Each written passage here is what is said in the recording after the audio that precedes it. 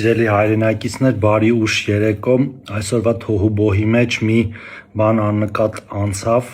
մի կարևոր բան, որի մասին ուզում եմ խոսել, քանի որ հայտարարել էի դրա մասին։ Այսօր ազգային ժողովը երկրորդ ընթերցումով եւ ամբողջությամբ ընդունեց օրենսդրական նախաձեռնությունների մեր փաթեթը,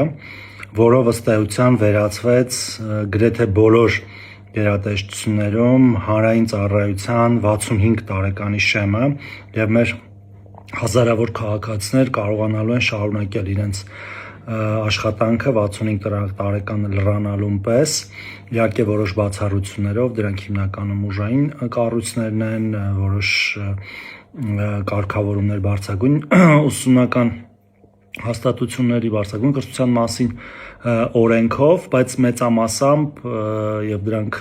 20,000-ից 25,000 մոտ քաղաքացիները մեր կկարողանան, եթե 65-ը լրանում է, շարունակել, եթե իհարկե նրանք համապատասխանում են պաշտոնի անձնագրին եւ նաեւ կկարողանան ընդունվել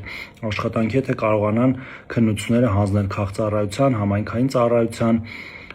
եւ նաեւ խոսքը վերաբերում է պոակների տնօրեններին, հողակների տնօրեններին։ Այնպես որ խնդրում եմ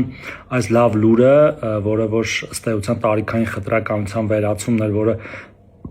արդեն վերացվել էր մասնավոր հատվածում, իրականացվում է նաև պետական հատվածում, խնդրում եմ տարածել։